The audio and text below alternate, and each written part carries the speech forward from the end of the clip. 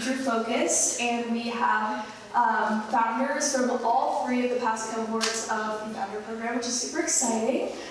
So you guys can come up right now. All right, and we're excited to get started. You guys want to introduce yourselves? Hey everybody, I'm Lauren Fleming. I'm the founder of Kim's Supportwear, a public floor support garment company. Hi everyone, I'm Sarita Mwani, and I'm the founder of Collegiate, a college admissions company. Hi everyone, my name is Arya. I'm the founder of Get in the Path, and Get in the Path aims to help kids in rural communities gain confidence in themselves through cognitive resources and also through digital communities. My name is Hannah David. I'm the co-founder of PC the Davids, a photography brand that specializes in events, brand, portraits, and I'm letting you in on a little secret. I'm shooting my best friend's engagement this Saturday, so I can't wait for that. So yeah, getting to just celebrate moments. All right, thank you guys. All right, so just to get us started, can you guys tell all of us a little bit about your businesses? So Kim's Supportwear, we design pelvic floor support garments, which are primarily worn by women with pelvic organ prolapse, which is estimated to impact about 1/3 of women at some point in their lifetime. And I was impacted by it personally, which is how I got introduced to it. So yeah, it's been a passion project, and we launched last June, and it's been a slow and steady race. So Collegiate is a college admission service specifically targeted towards lower income students that helps them identify their passions, find things that they're interested in, like extracurriculars, and kind of find the college they want to go to, the career they want to go to, and overall just become a better applicant and pursue the college and career of their dreams.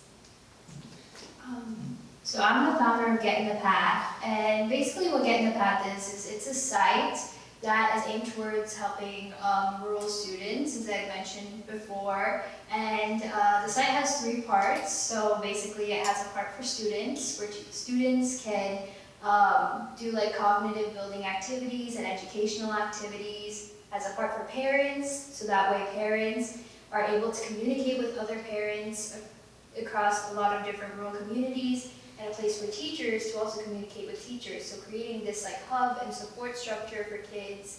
And recently something I've been working on is the overall purpose of this is to reduce educational inequity. So places in small towns can have the same resources and are able to have the same opportunities as places in bigger cities.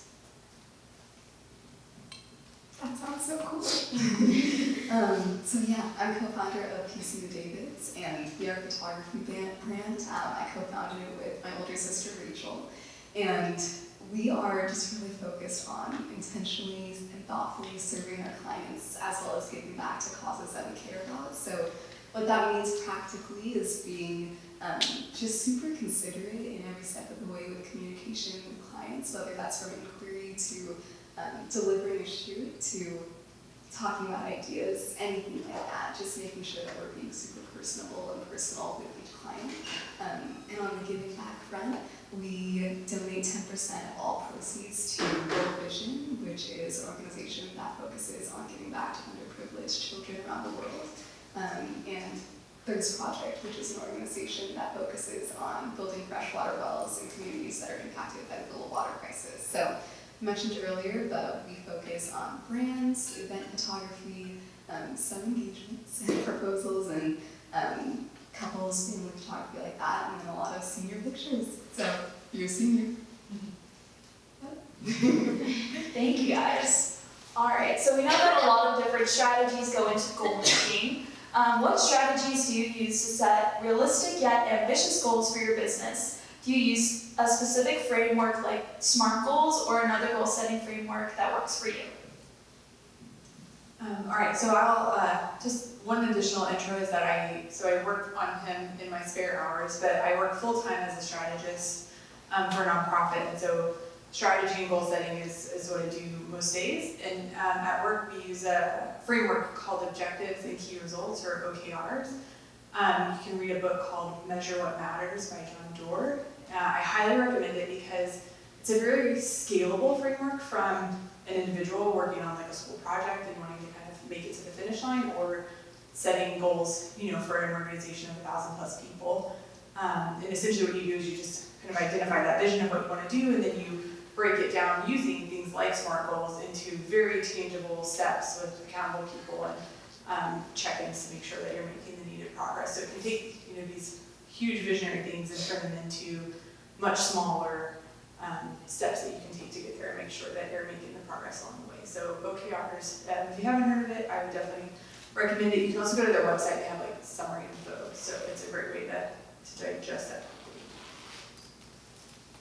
Yeah, I think I kind of do something similar. I just didn't know what it was It's called. all- Yeah. I guess I'm pretty futuristic. I'm always like, you know, thinking about like what I want to accomplish in the future. Sometimes I build castles in the sky, and so like to really bring myself down to reality and set some realistic goals. I think it's like you said, breaking it up into like chunks that are much more smaller and attainable, and thinking about like priorities, especially like the timeline. I feel like thinking about like what's going to happen first. Obviously, you have to have like a product that's built before you can start thinking about marketing it, before you can start thinking about how to make it profitable. You have to like actually have an MVP. So like that's what I'm currently working on, is like actually building something before I start thinking about how I'm going to market it and things like that. So yeah, definitely like having a timeline and like breaking it into chunks. Like, okay, maybe I want to get this much done this week or this month, and then like, you know, trying to hold myself accountable that way.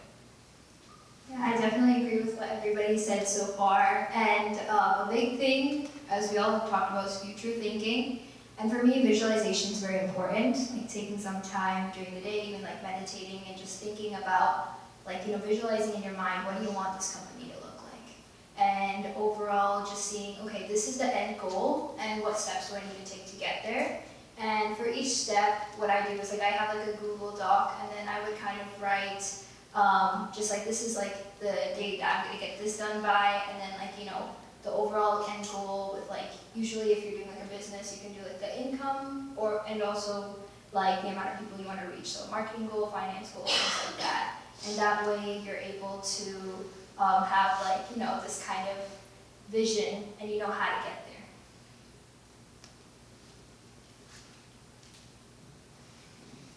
Yeah, that's so good. I think, again, what everyone was just saying, I think I would just really double click on what she was just mentioning about having the end in mind. One of my good family friends was talking about a book called 7 Habits of Highly Effective People, and one of them is, again, with the end in mind, and that has stuck with me for the past 4 years that we've been building this brand. I think SMART goals are amazing, and OKRs, that's also something that I'm super familiar with to have my day job as well. Those are great, but I think having really, like you were just saying, visualizing what do you want this to look like 2 years from now, 3 months from now, next week, and having that long-term vision of this is what I want it to be, and being super sure of that. And even if you're not sure, saying this is the direction I want it to go. And then from there, taking it and making it tangible. So practically saying, what does this look like? Usually it's going to involve numbers, it's going to involve deadlines. That's a huge one for me and my sister, especially since we're not in the same city. So much of our goal setting has to be time-bound so that we can check back in with one another. And then I would throw one more acronym at you, KPIs.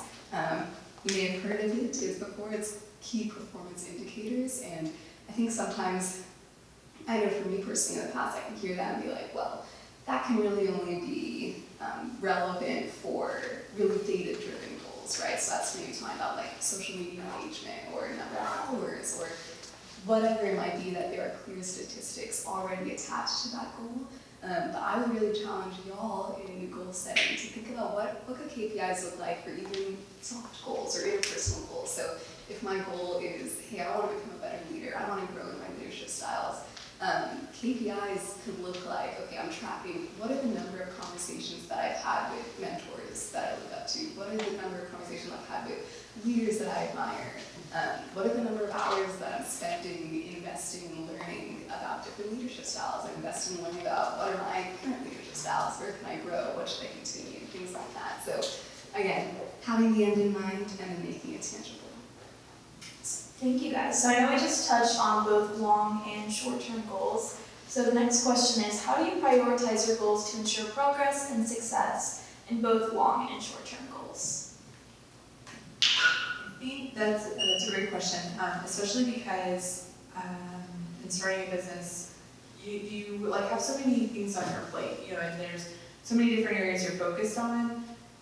And for me, I try to make a practice of regularly checking back in on where I'm spending my time and making sure that those things are actually moving the needle for what I need to do. Because it's very easy to get bogged down. Sometimes I'll sit down and work and get bogged down in email, but most of the time that's not going to move the business forward. And so it's trying to set aside dedicated chunks of time for things that you have to do, like responding to email or bookkeeping, stuff like that, and limiting it to those times so that you don't get sucked into it, and just checking in on, are the areas where I'm spending time moving the business forward, helping me achieve the goals that I had set out to achieve, and are those goals getting me where I want to be? So if you have that envision, you might find you're spending time on something you thought was important, but it's not having the impact, and that's okay. It's just continually checking back in on the KPIs are a great way to measure that what you're doing is mattering and helping you make the needed progress. So I think being flexible, like having a plan but knowing it can change, and just that continuous feedback loop is really helpful, and that way you can shuffle things as you need to and learn how things are going.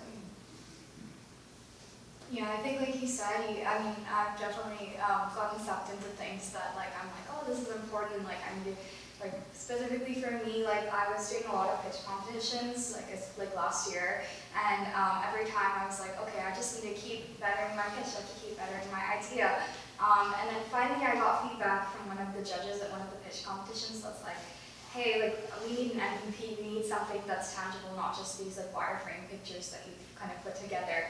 And so maybe instead of, continuously doing pitch competitions before you do your next one, bring me something tangible. And that's when I'm like, oh wait, he's right, why am I spending all my time? Pitch competitions are obviously important, but after a while, once you've kind of got a general idea of what you want your product to look like, it's nice to actually develop that product so that you can actually start getting user feedback, and and like he said, you can have a better pitch for your next pitch competition. So yeah, I think that's, I forgot the question, but sorry. Prioritizing goals Okay, yeah. to ensure progress in long and short term. Okay, yeah, so that definitely helped me prioritize that, okay, this is the next step, and this is what's gonna actually move my business forward, as opposed to just, pitching.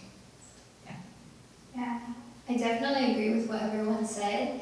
And one thing I would add is usually this is something I've realized recently about myself. Usually when you put together your goals, you write it on a Google document, and then you put one deadline. And then if you miss the deadline, it's everything starts falling apart from there.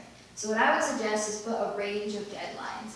So that way you can ensure success, because you're okay, I still have this much time to do it, and if something's taking a lot longer, because when we first anticipate something, it might not be the exact amount of time that we need. So having that flexibility in knowing, okay, I can get it done within these next couple days, it'll help you progress your business so much faster. And also what everyone was saying, don't get hung up on things. It's very easy to.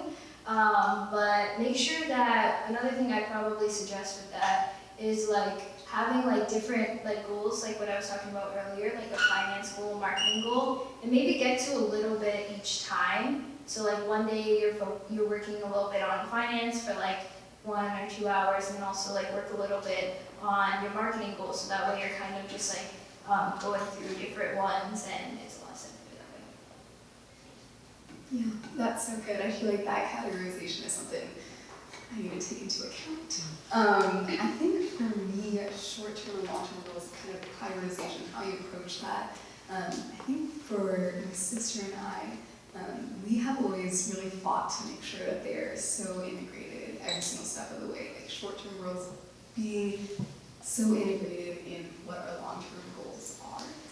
And that means having really clear definitions of what are our long-term goals. I mentioned a little earlier, hey, it's okay if you don't know what you want this to look like in 5 years. I know definitely if you asked us when we started 4 years ago, this is actually our 4-year anniversary. So that's so exciting. But if you asked us in 2020, what would it look like? I do not think that we would have presumed that this is where we would be. And that's totally okay. But I think having a general direction of this is what matters to us, this is our vision, these are like the core values, and having that kind of guide that helps so much even in those short-term goals of when something comes up. And in the photography industry, it's very service-based, right? So it's super quick, you want to respond quickly to clients, you want to make sure that you're meeting their needs and moving the process forward. So for us, that means having many like quick, urgent meetings with one another to say, hey, this inquiry just came up. What does this look like? Do we want to take this on? Does this fit in with our brand? Does this fit in with where we want to be next year? Does this make sense? Is this going in a direction that we want it to go in? And an example for that for us, I'm sure I'll get to talk about this a little bit later, but making that decision to pivot from being super focused on portraits and senior pictures, family portraits, even meeting a family was a pivot for us that we really thought about for a while, but to jump to now including brand marketing and event photography, that's a whole another set of services that we really had to think like, hey, how does this fit into our long-term vision? Do we want to be someone that works with brands a lot, or do we want to stay more on that personable, individual client-based side? So even things like that and being okay, I think Lauren, you were saying being super flexible, like being okay to change your goals and to pivot, to have those constant iterations and feedback sessions of saying, hey, is this helping us go where we want to go, or is this a side endeavor? And that's something that for me it's so easy. When something comes up to be like, hey, we need to go all in on this, we should just say yes, we should just take it, because it looks exciting, it looks fun, we should do it. And my sister is so measured and level-headed that every single time she's like, Hannah, we need to take a step back and we need to think about how does this fit into our story as a brand, how does this fit into who we are. So I encourage you all, even in prioritization, like don't be afraid to ask for help and to get an extra set of eyes in there. And whether it's a mentor, a friend, your personal board directors, whoever that is, I think that is so important. And I know that for our brand, that has saved us so many times to have my sister Rachel on my side. So, yeah.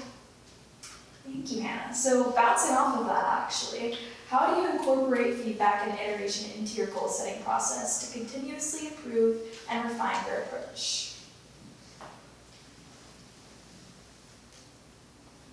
Thinking of this is start with that one. Yeah, so I think the flexibility is helpful. So knowing kind of like a few of us were saying, like you may have this long-term vision, and where you really get by that time is likely going to look different. It's hard to envision what you don't know and the opportunities that can come your way. So setting up processes that support you, but that can be flexible. It's kind of that idea of putting things into motion, but not being so set on those things that you're not willing to change.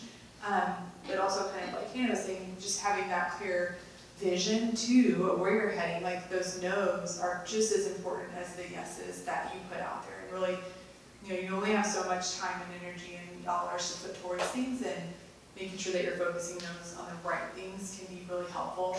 And just also the time can go by really fast. So as far as the continuous check-in part, just setting aside, even if it's on your calendar, just like a monthly check-in or something, just sort of that refocus of what's the mission, where are we heading, are the things that we have planned the next, 2 weeks, 6 weeks, 6 months, are those serving that? And I think that can help continually update and make sure that things are heading in the right direction. So for me, everything, like you said, kind of comes back down to the mission, like the reason that I decided to do this in the first place. So like when I mentioned like the judge gave me feedback about like working on development, like I was like, yeah, it makes sense. And like I've been speaking to like mentors through this program, and then also through like the Kendra Scott class, and trying to get their feedback. And I've gotten definitely mixed feedback about like whether I should do this as a nonprofit or a for-profit. But I took that, like the reasons that they had behind it, and just like in general, I took their feedback and I was like relating it back to my whole mission statement of wanting to help people who are like less privileged, And I was like, okay, so maybe I can make this a for-profit, but still like focus a lot of my like main efforts into helping lower income students, so I can still make it like where people can pay, if they can afford it, but if they can't, it's great to have feedback from like mentors, I think, and be able to incorporate that into your actual product, and then also have feedbacks from like investors and outside people to help you stay on track with actually like growing your business. And yeah, I'm really open to feedback. I'm hoping to get feedback from like actual customers themselves, I'm hoping to go to like a nonprofit or a school that's like Title I and trying to like find out exactly what their needs are, because I've spoken to high schoolers, but not every high schooler is the same, especially when they come from different economic backgrounds. So I think incorporating customer feedback as well can definitely shift your goals into what's important and stuff. I think that's a really great point. And overall, like the idea of iterating on your goals, it's happened to me so many times. When you start a business, it's gonna go so many different ways, and it might not be the exact way you were thinking. So a little story about this. When I started Get in the Path, I started it back in 2020 for an entirely like different purpose. I was trying to help teachers during the COVID pandemic. And then I took a class, I'm an informatics major by the way, so this class was social justice informatics. And the professor and the overall class helped me to think a little bit more about my identity. I grew up in a small town in Nebraska, and I wanted to help other rural kids like me get the opportunities that I didn't really get to have. So that's when overall Get in the Path took a completely different turn, and I had to change all of my goals based on that. How do I help rural places? What's the best way? And then through like feedback, I was talking to professors, I was talking to librarians, and I was trying to take their feedback into, okay, what do you think we should change? And like one person said, make sure that the content on the site is like new and dynamic, so that way people can keep coming back to your site. So then I changed that. And then I had another professor that told me, why don't you make like the games or like put something that's interactive so that way they get user feedback both ways.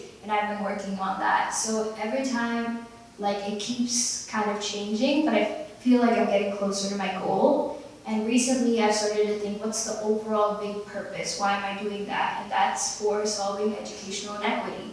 And so slowly when you're doing your business, it's gonna change, but it's gonna also at the same time get you closer to where you wanna go.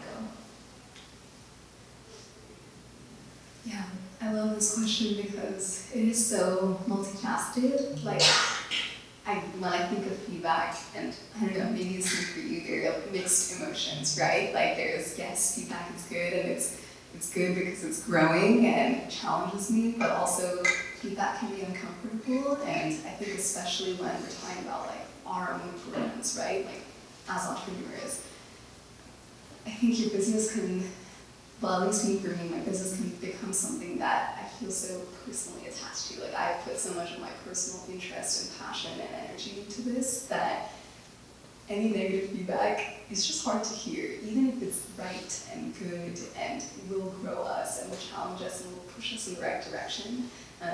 It can be tough. It's humbling, to say the least, right? But I think it is so real and needed and something that should be celebrated, to have people that care about you enough and respect you enough to tell you that you're wrong. Like that is so, so important in entrepreneurship or just in life. It is so important to have people that want the best for you, that they will tell you something that might hurt your feelings. So I would say for me, I mentioned this before, but like having a personal board of directors, for me and my sister, the most direct people like that are our parents, and they are going to be brutally honest, and it is so needed and necessary. It has only ever helped us. Even if it's something or a piece of feedback that, you know, they say, hey, we really think it should go this way, and my sister and I respond and say, I totally hear what you're saying. This is something that we really just want to take a leap on though, or this is something that it's just fun for us, and we totally get that it might not make the most sense at first in a business regard, but this is something that we just really have a desire to pursue and see what happens, and that's also okay. But I think just having an open-handed approach to saying like, hey, I want to hear what you're saying and it matters to me. Like, who are those people that you respect that you can identify to be your personal board of directors? And then, like everyone was saying, being flexible. I think that's going to be a theme for tonight, but just being able to be flexible and malleable as an entrepreneur. And again, just in life in general, it is such a crucial skill that gets you so much further than if you follow the way that you think it should have gone at first. And I think we can all say that about so many different aspects of life. Change is good, and unexpected change might be hard and challenging and painful to go through in the moment, but it brings us to places that we never would have expected to see ourselves in, and that is the beautiful thing. Awesome. Thank you guys. Can you share an example of a goal you set that seemed daunting at first but became achievable through strategic planning? Mine would be launching my company. Certainly, when I first had the idea, I had zero experience in like fashion and apparel, zero experience in public health. My background's in business, so thankfully I had some of those tools to lean on and do strategic planning and things like that. But really I approached it just in kind of taking it that one day at a time, keeping the vision in mind. And then as far as like the strategic planning aspect of it goes, I did like a lot of market research. What are the competitors doing? I ordered tons of garments and tried almost all of the garments that I could and be like, what don't I like about this one? What do I like about this one? And just kind of like leverage those processes over time to take, something that is a big deal, regardless of what business it is. Launching a business is no easy feat. And then have continued to, take, pivot and adjust as things have changed. That's definitely the biggest one that comes to mind. I think what was most daunting was, like you said, starting. But for me, that I started with like pitch competitions. Like that's what I was told to do. So that's how I started. But even just getting to that point, I've been doing pitch competitions since I was in 5th grade. But I grew up in the Bay Area, so like Anyway, but it was not like the same when it's like an actual business. When you're in 5th grade, it's like, oh, slime or whatever, And so now it's like, okay, this is a real thing that I actually want to make happen, and I want it to affect a lot of people. And so to get the idea like fully developed and just to be on that stage and to be able to pitch, especially because I'm a transfer and I went to ASU, and ASU is such a big school. It has 80,000 kids, so like if you think UT's big, like they're, so to have that many people to be pitching in front of, it's definitely very daunting, especially when, if I didn't have the chance to talk to like I said, like my target customers, which are like the lower income students, so it's like, it's my idea of really what they want, so to not have that validation, it's definitely very daunting, but I think like, honestly, I was like, just do it. Like if I could do it in 5th grade, even if it was at a different level, I'm like, I can do it now, and so I think, and then the more you do it, I think the better you get at it, and the more developed your idea tends to get. So I think it was a good step, and I'm glad it was So I have 2 examples for mine. The first one was reaching out to people. So I know a lot of times reaching out to people can be pretty scary, especially when you have this idea and like what you mentioned, it's kind of scary to put it out there, and it's like, the feedback you're gonna get. So it takes me a while to reach out and get myself to actually click that send button on the email that I've been preparing for like a week. So it's honestly, I was able to do that a lot of times with like the support of like my parents, my friends, and also in general, like when I set like a timeline, like a certain date, or like even a range of days, I'm like, okay, now I actually have to do it. So I was able to like start sending it out to like libraries, and I've been able to like reach out to libraries with feedback, and I feel like I'm getting better at being able to send stuff out and putting myself out there. And the other one is actually a thing that I saw today. And that one is I've been trying to use AI in my company. So I'm trying to create like this game using ChatGPT to see if like ChatGPT can create what content things it can create.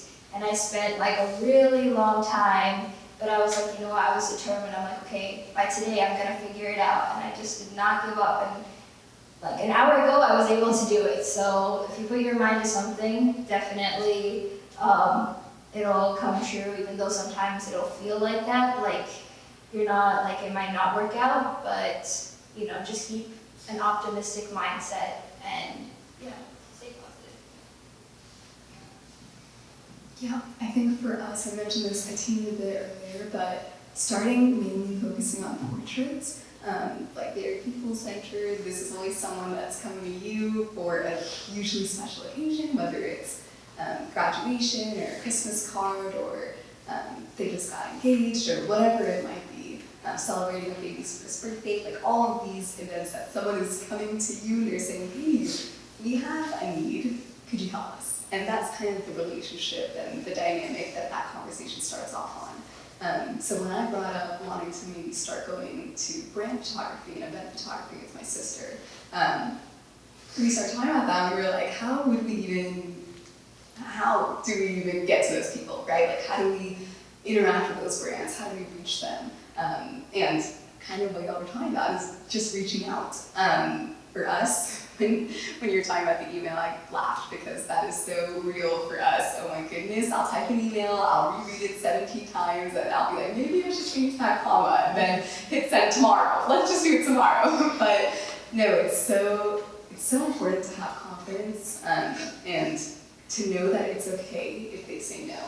I think truly that mentality of the worst they can say is no is something that has stuck with me for years, and I hope and pray sticks with me throughout the rest of my career as I just keep growing in confidence and knowledge that I'm not tied to my work. I'm not tied to the outcome of a goal, but there's so much more in life, and there's so much more in my brand even just staying within a business context.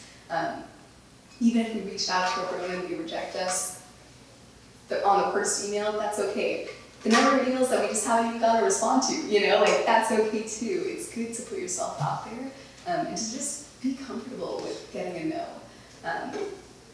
With that said though, it was so cool how we did get a brand that actually reached out to us from a past connection that was interested in a brand partnership that would last for like the next 4 months. They wanted a partnership where it was with a realtor, and we would get to take photos with families that had just bought their first home, which is so special and really just goes right into our story of really celebrating those moments that matter, right? But that was such an amazing and cool way, kind of just a gift to us to get to say yes to. But I will say in strategic planning and going from that angle, working with brands and even event photography is a totally different pricing structure than with working with individuals or families.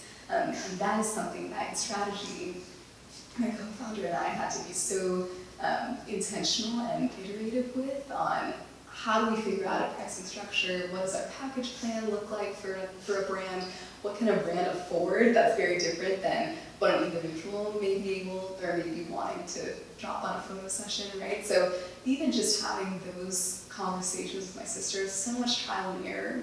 And for us, I feel like we have truly been blessed to make mistakes fast and to really kind of course correct quickly. And I would encourage all of you guys, be okay, and I would encourage you to fail fast, like celebrate that, welcome that. Try something, don't be afraid of failing or making a mistake or not reaching that perfect goal the first time that you try. I think you were saying, Serena, like being okay to, the more you do it, the better you're gonna get. And I think that's such a huge, huge takeaway. I know I've said this often, but with entrepreneurship and just in life in general, I feel like there's so much overlap with that. So yeah, being okay to fail fast and knowing that with iteration, with communication, with seeing what works, what doesn't work, you can do anything, even like breaking into a new industry when you have no portfolio to support it, right? So things are possible and you can do hard things. Love that. How do you celebrate milestones and achievements along the way to your larger goals? For me, this has been a tougher one, to be honest. My plate's pretty full with work, and I have 2 young kids, and then I work on my company in my few spare hours. And my husband even said to me the other day, like, Lauren, what you just did is like a pretty big deal. I think we should like do something special for that. I was like, yeah, but I have all these other things that I still need to be working on. And I think it can be easy to take for granted how many accomplishments you're making, you know, whether it's in school or starting a business, or there's so many places where I feel like that can happen, especially when you're used to like doing well at a lot of things you just kind of take for granted. You're just going to go into the next thing you're going to do a good job at. So I'm trying to be better about pausing and saying it was a big deal, and just, you know, do something special with my kids or go out to dinner or whatever. But I am definitely conscious of the fact that it can be easy to overlook things that are really important and should be celebrated. So that is something that I'm actively working on. I think like growing a business obviously takes a long time.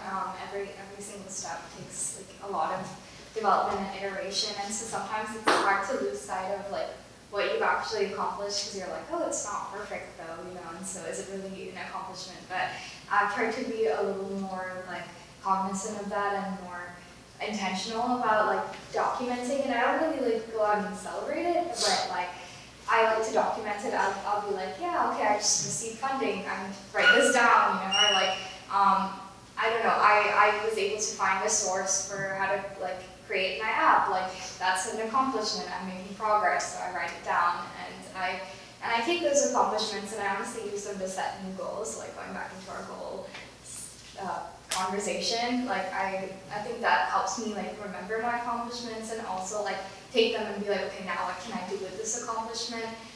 So yeah, I think writing down definitely helps. I think for me, the way I celebrate goals, I share them with the people I care about. Like my mom that's there and my close friend that's also in the audience. It means a lot to me when I'm able to share it with people I really care about, and people who I know that support me and want the best, and people I support too. So a lot of times we keep our successes inside ourselves, and a lot of times we're like, it's no big deal.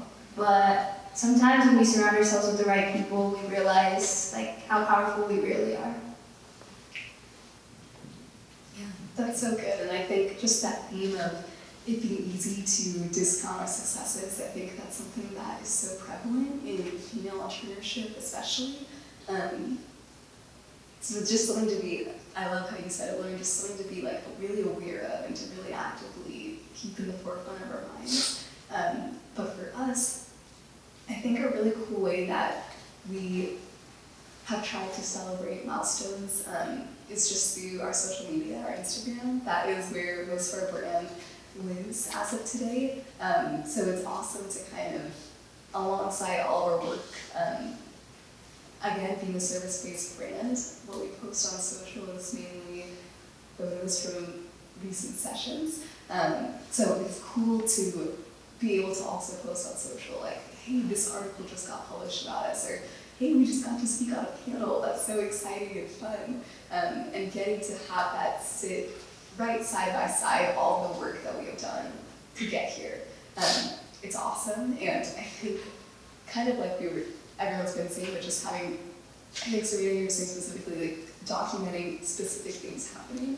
I think it's awesome for us that, again, because our work is so public, you can see the progress of like our photo editing style, our framing, just our skill as photographers. Like if you scroll, you don't have to, but if you want to, you scroll all the way down to 2020, you can see the difference in our photography. And it might not be super clear to someone who's just coming across our page, but like for my sister and I know we can look back and we can have a very critical eye and say, wow, we have grown, you know, and just to have that recognition even amongst ourselves is so important, because I think more like you were saying, I I also work a full-time job, and my sister's in medical school, so having things outside of our business can make it really hard, and just with busy schedules, to set aside time and to celebrate things, even to notice things sometimes. We're like, oh wow, we hit that goal. Did we realize that? And having to go back and make sure that we're taking that time. It's so important, and I think that's where you were saying involving people that you're lifted up and that you are celebrated, and that's important to have that support because it encourages you to keep going even when things don't seem as consistent in progress being made, right? It's so important to have someone who's not looking at this every single day to say, hey, to me it's clear, right? Like maybe you've been looking at this every single day, it doesn't look like there's a lot happening, but I, from a third-party perspective, a little bit zoomed out, I can see the differences that are being made. I can see the ways that y'all are growing as leaders and as businesswomen. So, yeah, that's so important to have people around you. Awesome. Thank you guys. What advice would you give to other women entrepreneurs who are struggling to set and achieve their goals in a male-dominated industry? Some of the things I've come across in this space, one would be, I think there's two things. One is like how you're spending your time. There's some statistics out there, especially if you're working full-time in a company, where women will volunteer to do things that men often won't do. That's like community involvement committee and employee events committee. And it's these things where you pour in a lot of time, and it's impactful for the organization. You know, people like to participate in those things, but whenever it comes to achieving your goals or being promoted, those things are very often not considered in your performance, and sometimes they can even be perceived negatively, like, oh, well, she spends all of her time doing these other things, like when does she get her work done, even though we know that that's not the case. So just being conscious of that. And it's not to say like don't participate in those things, but there is a decent amount of research that says just be careful with stuff like that, because also once you do it, it can be hard to get out of it. I had done employee events committee at work, and it took me a while to remove myself from that, just because I was like, oh, Lauren did last year, you already know how to do it, let's do it again this year. So careful with how you spend your time, and just make sure that it's serving what really brings you joy, and that what will help you accomplish what you'd like to in your job or whatever it is that you're working on. And then also, really taking good account of what you do bring to the table.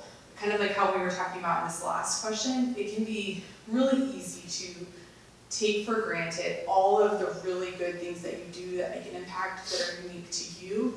And so I actually have made a habit of, for my full-time job, I have like a running list of accomplishments, and I'll organize it by the year, so I have one doc per year. And anytime I mark a really big thing off my to-do list, I will add it to that list. And it's really come in handy because if my goal is like to be promoted or ask for a raise, I can pull out those sheets and say, wow, yeah, I really had a big year last year, I contributed to X, Y, and Z, and I'm not having to think about it or even question, what have I been doing the last almost 10 years, kind of a thing. And for the business too, I was preparing for a call with two folks who I work with frequently. We were doing like a beginning of the year planning thing. And it was really impactful to put it all on paper, and I'm trying to do a better job now of documenting that more monthly. Because it's easy when you're so busy, you have so many things on your plate to lose track of how many things you're really good at, you make a difference in. And I think that women are more humble and don't kind of brag on yourself. You're not, a lot of times you're not as willing to brag on yourself or be like, yeah, I did an amazing job at that, or look at all these cool things I did. And if you write it down, it can help prove it to yourself and help you better articulate it to other people when you're talking about goal setting or looking back on a year, doing a performance review, things like that. It can just help build your confidence and your resume and things like that. So those are some tips that I have implemented over the last 10 or so years. I think what's helped me is, as a computer science major, like I'm already in like a very male-dominated space. Like I remember I was in a class and there was like 120 kids and only like 7 of us were girls. Like, you get used to it a lot. And I think what helps is like, almost like firstly like forgetting that it's male, like trying to force yourself to forget that, because at first you just get bogged down in, oh my god, I'm in a male-dominated industry, not going to succeed. Maybe don't talk to other people women that are struggling, because I've done that, and not very helpful. Like I've spoken to women who are like, oh, well, I never get promoted because I'm a woman or something. Like, then it's not motivating, you know, so try to surround yourself with the people who are like, you know, successful, who can be your mentors. And again, like try not to get bogged down on the fact that it's male dominated. I think also another thing is like, take it as an advantage, take it as like, oh my God, I'm going to set this precedent, I'm going to be that strong female entrepreneur that other females can look up to, and use that as motivation to like I have to do this because I want to be there for other women and I want to empower them, and so to use it like that. And I think, like you said, self-advocacy is a big thing. Being able to like say like, hey, I'm good at this, is definitely really important, especially when you're trying to, you know, pitch yourself to investors or I don't know, get new customers. Like you have to be able to be like, yes, I am good at this, and not be humble. And that's definitely something that women struggle with. We just spoke about this in our Women in Entrepreneurship class. So like, yeah, it's something I struggle with too, but it's important to be able to self-advocate. And I think, again, like thinking about the fact that it's male-dominated and using that as motivation can also help you self-advocate. Like, hey, I know I'm better than this guy or whatever, you know, and then be like, yeah, well, and like tell them, like not like tell them I'm better, but you know, like tell them like I am good at this, you know, and so be able to self-advocate. And the last thing, like how you mentioned, Hannah, like if you don't try, like you're just automatically gonna fail. So like if you don't send that email, like maybe you got rejected, but if you didn't send the email at all, it's like an automatic rejection. So you might as well try, and that's something I've done. I don't have a lot of coding knowledge yet. I applied to like 500 coding internships, and I got lucky that one of them didn't have a coding interview, and somehow I got it. And everyone that I spoke to is like, you're crazy. I would have never even applied if I didn't have coding skills. And I'm like, I just apply anyway, because otherwise it's an automatic rejection. So you might as well just try and hope it works out. So, yeah. Definitely. And one thing to add to that is forming a really good community, especially through this KSLE program, and especially being a FoundHER. I was a FoundHER last semester. It has helped me so much, and just being surrounded by such strong, inspiring women, it really like motivated me so much, because I know in a lot of spaces in entrepreneurship especially, it is very male dominated, but having like women that you can like talk to and a lot of friends I've made, and also like groups I was a part of through this KSLE program, and even like these panel events, you get a lot of confidence in yourself through that. So surround yourself with people, especially women, who are there to support you and learn from them and be inspired by them. And I feel like that way, like, you know, all us women in numbers, we don't have to worry so much about what certain men may think about us, because we would feel strong in ourselves. Yeah, I was telling my sister about this question, just prepping for this, and she reminded me of this TikTok audio that's like, first I was like, wait, boys do it. And then I was like, wait, boys do it. And I think like that's so simple, but so real. There's nothing in this context that a man can do that I can't do. I think that's just such an important, like, that's a simple truth, everyone knows that, but just to remind yourself of that, like it's never a question of your capability. It's only a matter of, are you willing to put in the extra effort that it might take for you to get seen or for you to get recognized? And just to know, like, it shouldn't be like that, but to know that that is the environment in certain industries way more than others. But to know that that's what you're dealing with, and especially if, I think this is also a generational thing. I think thankfully this is something that, you know, in the past few years, this is talked about so much more, not as much as it should be, but so much more. But I think, in my experience, even just post-grad, entering the workforce, having managers that are multiple generations older than me, it's just such a different environment to be working in. There's so much more awareness that needs to be had of, one, I think like you were saying, like if I want this, if I want to get promoted, it takes a lot more steps for me. It takes a lot more for me to even get myself on their radar as saying like, hey, Hannah wants promotion next year, and you didn't have that thought in your mind. It takes a lot of repetitive conversations to say, hey, can I check in on that conversation that we had 5 months ago, right? And so just being intentional, knowing what you want, and again, knowing that you're capable. There's nothing that you can't do. I know that sounds broad and big and sunshiny, but it's so true. You are truly so capable of doing hard things, and just to know that about yourself, to know that there's nothing out of your reach.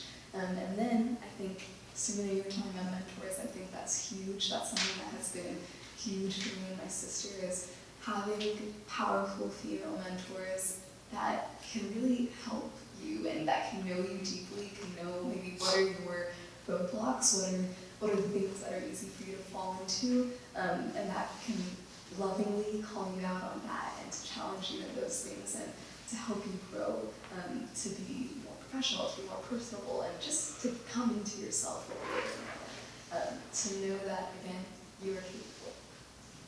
Awesome. Just one last question to wrap us up. Looking ahead, what are some future focused goals you're currently working towards, and how do you plan to achieve them? So I think I mentioned earlier that I launched my company in June of last year. It ended up being more of a soft launch because we quickly ran into production issues, where essentially my order of like 300 plus garments quickly turned into like maybe 50. And so I had to scramble and find new production partners.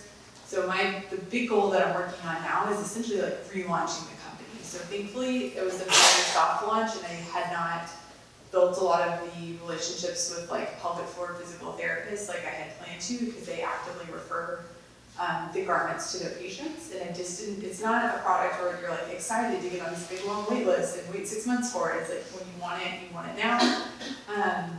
So thankfully that worked in my favor, but I've been patiently waiting for these new garments to come through. And so now the big goal is, all right, I've got 500 garments coming my way. How can I, move through them? I don't want to sit on them for a long time. So I'm trying to be strategic with, limited resources. Who do you onboard? Who do you send PT clinic sample kits to? So those are the things I'm thinking through and actively working on now. I'm putting the kids together, building my list of folks to reach out to. Definitely have some of that, like where you're drafting your emails. And some of these PTs, it's an interesting space because like on Instagram, some of these PTs are pretty like influential. They have 100K followers, stuff like that. It's interesting. But anyways, that's the big thing I'm working on, is essentially like relaunching the company and really working to get the traction that I need to really prove it, which is also nerve-wracking because I've been in this kind of quiet space that I've launched, but haven't had tons of feedback because there's been a lot of people. And so it's feeling very real again. So I'm putting myself out there with the brand, and we'll see what happens. But that's what I'm really focusing on over the next 3 to 6 months. So I have like 2 goals that I'm working on, and the first one is like I mentioned, app development, like actually getting my app like an MVP. And so for me, I'm working with my women in entrepreneurship professor, who's like referring me to people, clubs at UT and people at UT who could help me with like the coding behind it. I mean, I understand code, but I probably can't really do it by myself. So she's helping me find those resources. So that's something that I definitely is my short-term goal. And then I also have the goal to my mentor with this FoundHER program works with a nonprofit that helps lower income students, and I'm hoping to connect with her again. And she said that I could meet up with some of the students that she works with, and so to get their feedback on the product and like the services, and just see what would be of like use to them is something that I want to do, so that, like I said before, I develop it and before I market it, and make sure that this is something that they actually want and need and has the features that they would like to use. So, yeah.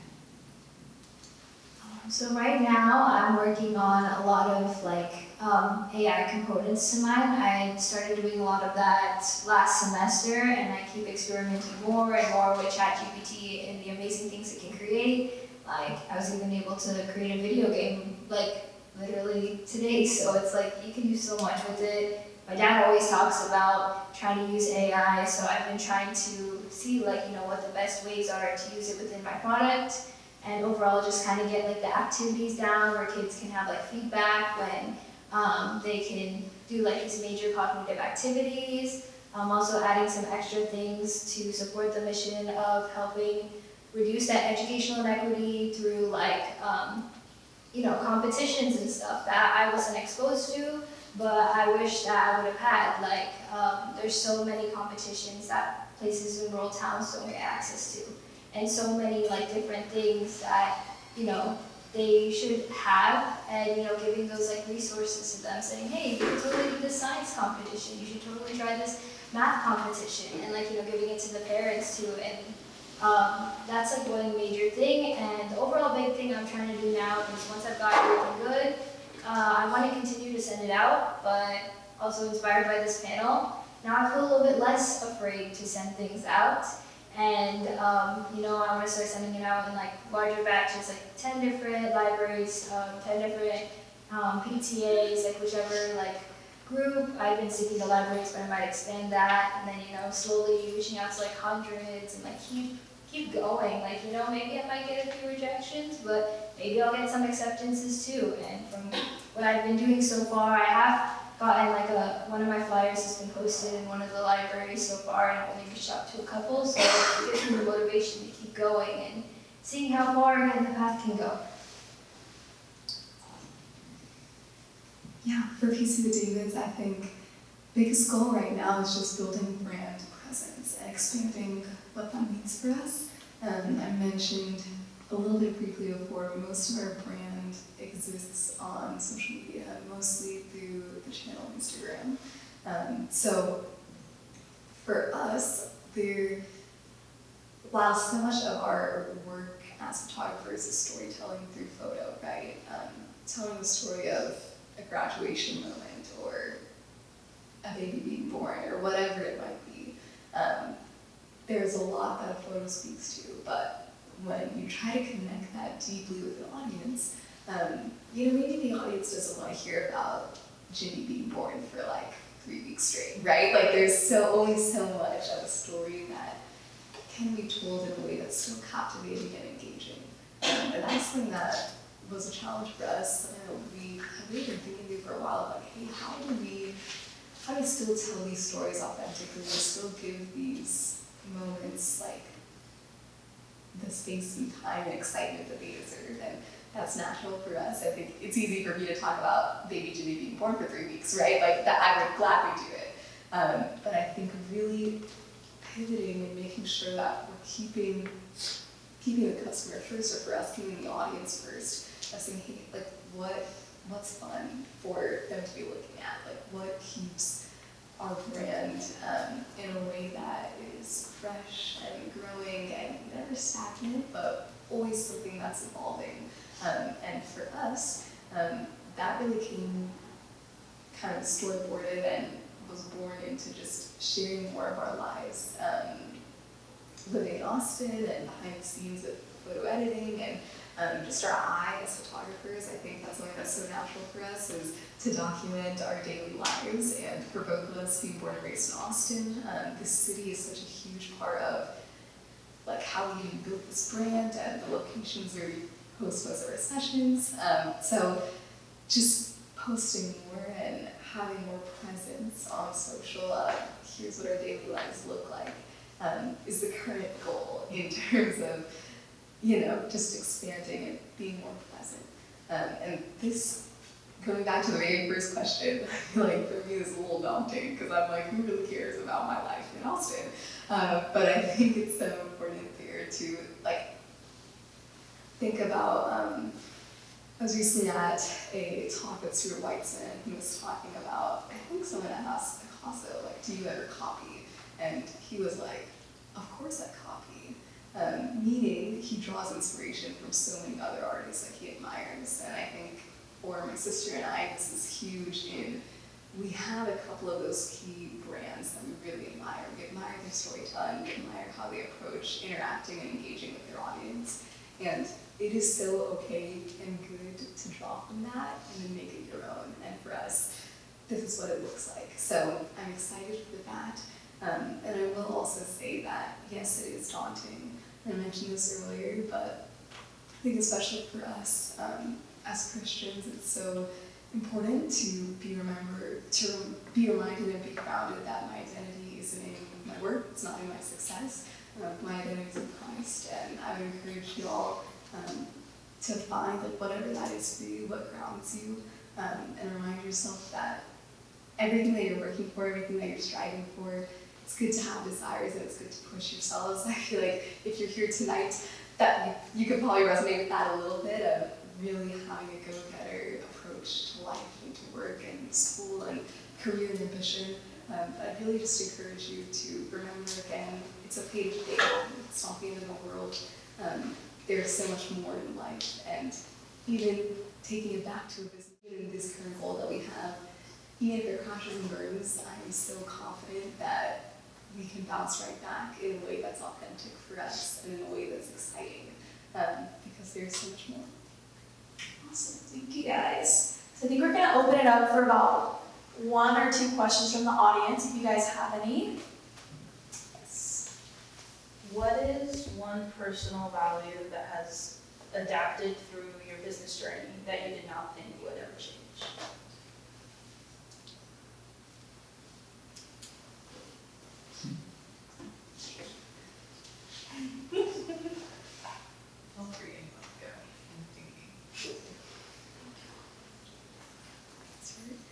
I mentioned at the beginning that giving back is really important to us. We donate a portion of our proceeds to causes that are important to us and causes that are really meaningful to us, our whole lives. And I think this is definitely a value that for us has always been non-negotiable. I will also say the context of us starting our business was, again, I don't think any of us had really thought 4 years in advance, right? So I will say that as a caveat.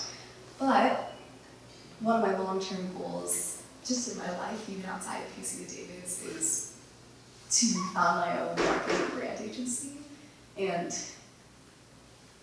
even in strategizing and planning and dreaming of what that could look like, years down the line, that value and importance of giving back is something that I know even from the get-go I want to integrate in anything I do in the future, whether it's still with the photography again, PC Davis, or whether it's with this new agency or any endeavor in my life. I think having that servant-hearted approach is so important to me, something that I admire so much in many of my closest and biggest role models throughout my life. And I know that's something that for me, no matter what, even if the revenue isn't really there, I am willing to say I can give 10% and I can work with the other 90 and make sure that we can move things along. Knowing that even when I look at my revenue, I'm going to look at it as only that 90% because it's that important that the 10% is given. So whatever that looks like for you all, I would really encourage you guys to, I love the question because something that you know that you will never, turn from or never waver, but that you can cling to throughout everything. I think it is so important and good to have that, and it has guided my sister and I through so many conversations when you were talking about financial goals, right? It's huge to have that vision of saying no matter what, this is important, we're going to stick to it, and it's part of our brand story. And we get to talk about it, and it's exciting, and I love getting to share that we get to serve in that way. It's something that might not immediately come to mind when you think of photography, right? But it's big to us, and you can integrate things that are important to you, even if it doesn't naturally fit into the industry that you're working in. Okay, I have mine. So for me, I would say strength and perseverance is a really big value that I've learned throughout this whole business thing. I get to a little bit of a story. I first heard those terms when I was doing Taekwondo back in a long time ago, but that was something that they were teaching us as values, and I never really fully understood the meaning of strength and perseverance. But now when I'm actually putting together this business, I'm realizing that when I stay strong and I keep going through and I keep achieving the goals that I'm doing, and I persevere through all of the troubles, I realize that I am staying strong and I'm also providing that strength for other people. Because my business similar to hers, is also about like helping people, giving back. And only when I'm strong, I can help other people also be strong. So if I actually like put this out there and like, keep improving the site, then that's the only way that this site is going to be able to go out there, and a lot of kids are going to be able to use it, and then they can feel confident, they can feel strong in themselves. And so at the end of the day, I feel like with everything we do, we have to be strong, we have to be very courageous, we have to be confident. And even though it might feel like a lot, having that right support structure and believing in yourself is the most important thing. I can like that. Sure. So one thing that I think I value a lot that's changed for me is perfectionism. I still have that perfectionist mindset when it comes to like doing schoolwork and stuff, but I feel like with a business, like you can't, and honestly, even in like a real work environment, I feel like you can't have that perfectionist approach. I had to accept the fact that like now when I'm developing it, it's only going to be an MVP. Like it's not going to be like this full-fledged like amazing product that looks like Khan Academy or whatever, So like I have to be okay with that. I have to be okay with like the fact that like my pitch may not be the most perfect thing. So that in order to make those strides, you have to get over this perfectionism. And I think one thing that helped coming from that CS background is like the agile approach, like the constant, like basically constantly updating, like putting out small like incremental like changes to your business or to your product, and just making it better each time. So it doesn't have to be perfect on the first try, but just constantly updating it to look better each iteration. So having that mentality and knowing that a lot of companies do that, like Facebook and like or I guess Meta, and knowing that all these companies value that approach, it definitely helped me like get over that perfectionism.